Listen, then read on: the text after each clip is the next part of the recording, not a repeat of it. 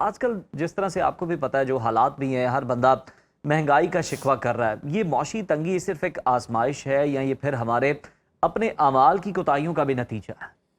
بسم اللہ الرحمن الرحیم۔ الدین النصیحہ، دین اسلام ہی راہ نجات اور سراپہ خیر ہے۔ اگر بات کی جائے کہ ہمیں جو تکلیفیں، آزمائشیں، مصیبتیں آتی ہیں، یہ اس کی بنیادی وجہ کیا ہے؟ سب سے بنیادی وجہ تو یہی ہے کہ وما اصابکم من مصیبت فبما کسبت ایدیکم، یہ آپ کے ہاتھوں کی کمائی ہے۔ اور دوسری آیت جو اللہ تعالیٰ نے بہت اہم رہنمائی فرمائی ہے، ما اصاب من مصیبت الا باذن اللہ، یہ ہاتھوں کی کمائی بھی ہوتی ہے اور بسا اوقات اللہ کی طرف سے یہ حکم اور ازمائش حکم ربی بھی ہوتا ہے۔ صحیح۔ مثلا آدمی بہت زیادہ محنت کرتا ہے، بہت زیادہ پڑھتا ہے لیکن نمبر اچھے نہیں آتے، بہت زیادہ محنت کرتا ہے لیکن وہ زیادہ آگے کمائی نہیں کما پاتا، اور اسی طرح بہت زیادہ محنت کرتا ہے قبولیت عامہ کے لیے لیکن وہ آگے نہیں بڑھ پاتا۔ تو دو چیزیں، ایک اللہ تعالیٰ کا عدل ہے اور ایک اللہ تعالیٰ کا فضل ہے۔ اللہ ظلم کسی پہ نہیں کرتا۔ اللہ کا عدل یہ ہے کہ آپ کی محنت کے برابر آپ کو دیتا ضرور ہے، اور فضل یہ ہے کہ بسا اوقات آپ کو آپ کی محنت سے 4، 10، 100 گنا زیادہ دے دیتا ہے۔ لیکن اگر تو آدمی نہ صبح عقیدہ صحیح اپنائے، نہ نماز پڑھ رہا ہو، نہ ذکر کر رہا ہو، نہ سچائی اپنا رہا ہو، اور پھر بھی کہے کہ میرے اوپر اللہ کی ازمائش ہے، وہ اس کے اوپر اللہ کی ازمائش نہیں، اس کے اوپر اللہ کی طرف سے عذاب بھی ہو سکتا ہے، تکلیف بھی ہو سکتی۔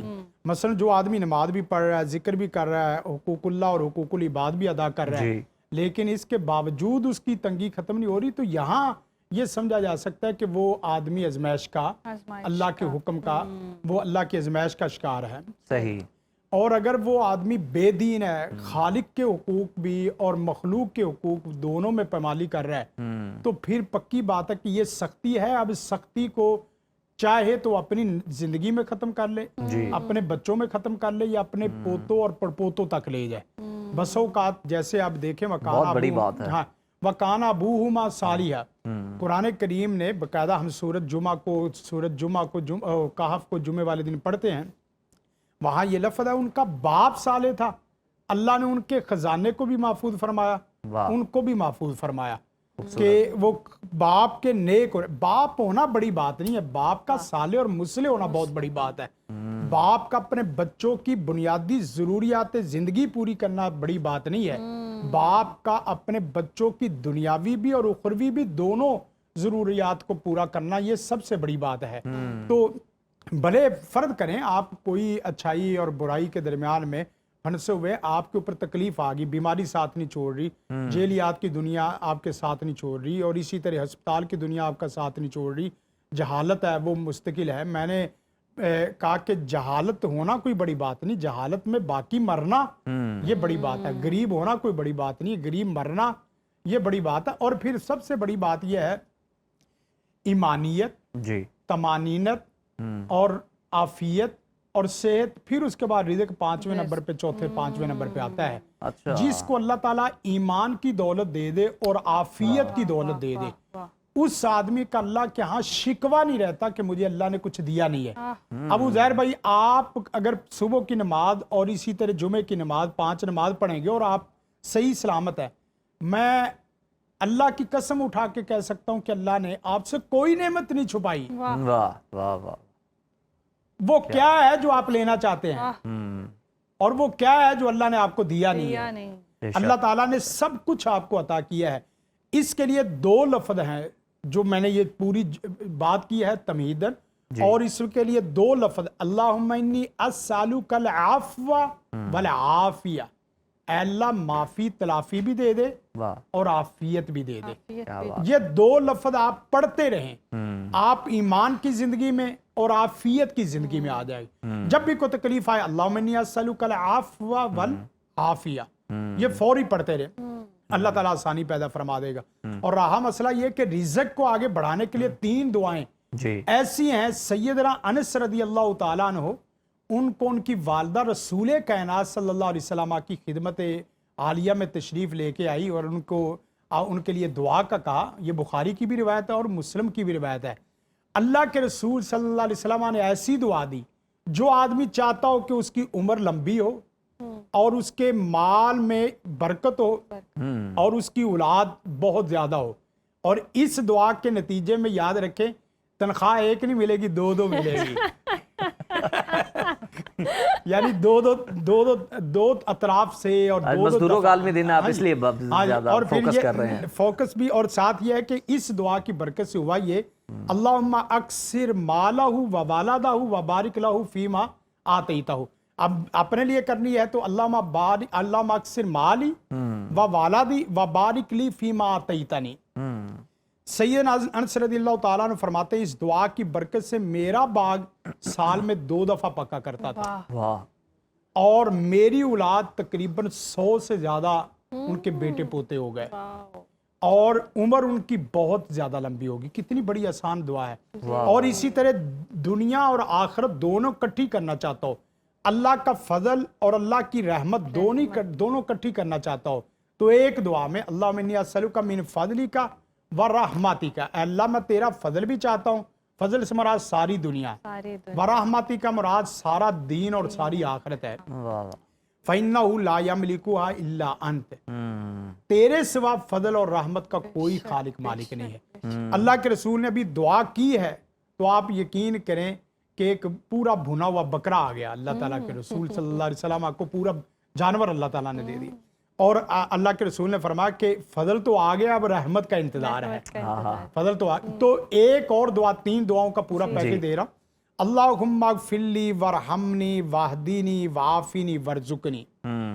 حدیث میں آتا ہے کہ تجمع لک دنیا کا و آخرتک، یہ دعا ایسی ہے کہ جس سے آپ کی ساری دنیا آپ کی جھولی میں اور ساری آخرت آپ کی جھولی میں اللہ تعالیٰ ڈال دیتا ہے۔ کتنی زبردست دعا ہے کہ آپ اس سے رزق اتنا بڑھا سکتے ہیں کہ یہ تینوں دعائیں ایسی، اور ایک چوتھی دعا بھی اگر شامل کر لیں ضرور، اس سے یہ کہ اگر آپ اس 50% میں رزق ہے تو آپ کا 40 نہیں ہوگا، زندگی بھر نہیں ہوگا، اور اگر 60 ہے تو آپ کا 20 30 40 والی بات ہی نہیں ہے، اچھا، آپ آگے سے آگے بڑھیں گے۔ کیا بات، اللہم اعنی علی ذکری کا و شکری کا و حسن عبادتی کا۔ اللہ کے رسول صلی اللہ علیہ وسلم کے فرامین کو اور قرآن کریم کی آیت کو دیکھا جائے، لَإِن شَكَرْتُمْ لَأَزِيدَنَّكُمْ، شاکر بندے آدمی کو اللہ تعالیٰ کافر بھی ہو نا، شکر گزار ہو تو اس کے رزق کو کم نہیں کرتا۔ واہ، اور ایک آیت میں ہے، بڑی پیاری آیت، ما یفعل اللہ بعذابکم، اللہ کو کیا پڑی ہے تمہیں عذاب دینے کی؟ تمہیں عذاب دے واہ، واہ، اگر تم شاکر ہو سبحان اور اگر تم ایماندار ہو۔ آپ اندازہ کریں اس کا آپ اسلوب دیکھیں تو اللہ تعالیٰ اس میں ایسا حیرت اور ایسا عجیب غریب کلام ہے کہ آپ بتاؤ تو صحیح، یا ایھا الانسان ما غرک بربک، فورسفلی بتایا جا رہا ہے کہ بالکل کیا پڑی ہے، کیا پڑھی ہے۔ ہاں، اور ایک حدیث میں قرآن کریم میں آیت ہے، فرمایا کہ وما کان اللہ معذبہم وانت فیہم، اللہ کو کیا پڑھی ہے، اللہ ایسی اللہ کی سنت ہی نہیں کہ حبیب کائنات ہوں اور عذاب ہو، ہاں، واہ، واہ، اور دوسری چیز یہ ہے کہ استغفار ہو اور عذاب ہو، استغفار اور عذاب کٹھا نہیں ہو سکتا، شکر اور رزق کی کمی کٹھی نہیں ہو سکتی۔ آپ شکر کو کٹھا کر لیں، سچائی کو کٹھا کر لیں، اور ساتھ ساتھ سب سے بنیادی بات یہ ہے کہ آپ عقیدہ توحید، 5 وقت کی نماز، روزانہ قرآن کریم اور روزانہ ذکر، یہ ذکر میں نے جو آپ کو بتایا جی، یہی کر لیں، اللہ تعالیٰ آپ کو رحمت فرما دے گا۔ آپ اپنے بچوں کو مکروز پیدا کرنے سے، اپنے بچوں کو جادو سے پیدا کرنے سے، جی، اپنے بچوں کو غریب اور جاہل پیدا کرنے سے بہتر نہیں ہے کہ آپ اپنے بچوں کو صاحب علم پیدا کرو، اپنے بچوں کو صاحب رزق پیدا کرو، اپنے بچوں کو صاحب عمل اور فکر پیدا کرو۔ بالکل سب کچھ آپ کے ہاتھ میں ہے۔ قاری صاحب بہت پیاری آپ نے دعائیں بھی جو ہیں وہ بتائی ہیں، ذکر اذکار بھی آپ نے شیئر کیے ہیں، لوگ کرتے بھی ہیں۔ ہمیں یہ بتائیے گا کہ لوگ ذکر اذکار میں، وظائف میں کیا بڑی غلطی کرتے ہیں جس کی وجہ سے انہیں جو مطلوبہ نتائج ہیں وہ حاصل نہیں ہو پا رہے ہوتے ہیں؟ دیکھیں، وہ رزق تک پہنچنا چاہتے ہیں، رازق تک نہیں پہنچنا چاہتے۔ ہائے، جو آپ نے پہلے بات کر دی کہ رزق تو یہ 5ویں درجے پہ آتا ہے، 5ویں درجے پہ، لیکن ہم نے اسے پہلے درجے پہ کر دی ہے۔ آپ یہ بھی ساتھ ایڈ کر لیں کہ جس سے توفیق نماز اور عبادت چھن جائے، بالکل، یہ اس کی کتنی بڑی بدقسمتی دیکھیں ہے۔ میں کہتا ہوں کہ جی ایک جملہ میں نے بولا، اس کو بھی یاد رکھیں کہ رزق تک پہنچتے ہیں، رازق تک نہیں پہنچتے۔ اور ایک اور بات، جس کی پیشانی پیارے سونے رب کے حضور جھکتی ہو اس کو کوئی پریشانی نہیں آتی۔ خوبصورت بات، خوبصورت بات۔ پیشانی پریشانی لاتی نہیں ہے، آپ پیشانی کو جھکانا شروع کر دیں اور پھر اس میں سجدے میں آپ جتنا گہرائیوں میں چلتے جائیں اور اس کو اتنا بلندیوں میں پہنچاتے جائیں. یعنی رازق تک اگر آپ پہنچ گئے تو چاہے سمندر کی گہرائی میں ہے یا آسمانوں میں چھپا ہوا ہے، جہاں پہ جو بھی نعمتیں ہیں سب آپ کے پاس چل کے آپ یقین کریں رزق وَمَن يَتَّقِ اللَّهَ يَجْعَل لَهُ مَخْرَجًا وَيَرْزُقْهُ مِنْ حَيْثُ لَا يَحْتَسِبُ. آپ کو اللہ رزق وہاں سے عطا کرتا جہاں آپ کا وہم و گمان تک نہیں ہے، آپ کا فہم نہیں ہے، آپ کا وہم نہیں ہے، آپ کی عقل نہیں ہے، آپ کی فطرت نہیں پہنچ سکتی. اور اللہ تعالیٰ واقعتاً میں آپ کو ایک چھوٹی سی مثال میں آپ کو سمجھاؤں کہ ایک چھوٹا سا برتن ہوتا ہے. بوفے کی مثال نہیں ابھی دے رہا میں، بوفے کی مثال نہیں دے رہا نہ 5-7 اسٹار کی مثال دے رہا ہوں. آپ ایک چھوٹا سا برتن پلیٹ نما یا آپ کی کولی نما یا کوئی برتن نما، اس ایک کو آپ صرف بسم اللہ الرحمن الرحیم پڑھ کے ایک دفعہ پیار محبت سے آپ تھوڑا سا نظر کریں، آپ کو نہیں اندازہ کہ وہ نمک کس کان سے اللہ نے نکال کے آپ کے لیے وہ چونٹی اور اسی طرح چٹکی سی لے کے آیا. وہ مرچ کون سے ملک کی ہے، وہ آٹا گندم کون سے ملک اور کون سے صوبے کا ہے، اور وہاں ٹنوں کیسے کٹھا ہوا، ٹنوں سے منوں میں کیسے آیا، کلوؤں میں کیسے آیا، آپ کے لیے وہ لقمے میں کیسے آیا. وہ چینی جو چائے آپ چاہت سے پیتے اور دعا نہیں پڑھتے، چائے چاہت والی ہونی چاہیے چاہے دعا ہو یا نہ ہو. تو آپ وہ چائے کو دیکھیں تو اللہ تعالیٰ آپ یقین کریں پانی نیچے بہتا جا رہا ہے، سمندر ہے پورے بھرے پڑے، تو وہ کون سا گلاس اور کپ ہے جو آپ کے لیے مقدر بن کے اوپر آتا ہے. آپ ان تمام چیزوں کو دیکھتے سوائے اس کلمے کے اور کچھ نہیں کہہ سکتے کہ الحمدللہ، سبحان اللہ و بحمدہ، اور اسی طرح حسبنا اللہ و نعم الوکیل. اور آیت کریمہ یہ آپ پڑھتے رہیں، چلتے پھرتے بھی پڑھتے رہیں. آپ یقین کریں کہ دنیا کائنات کی کوئی نعمت ایسی نہیں ہے جس کی آپ لسٹ رکھیں اور اللہ آپ کی فہرست کو پورا نہ کرے. قاری صاحب اتنی خوبصورت باتیں، دل ہی نہیں کر رہا لیکن ٹائم کی قلت ہے، اور واقعی ایسے ہے کہ نعمتیں سمیٹتے جائیں، برکتیں سمیٹتے جائیں، دعائیں کرتے جائیں. بہت شکریہ آپ کے وقت کا.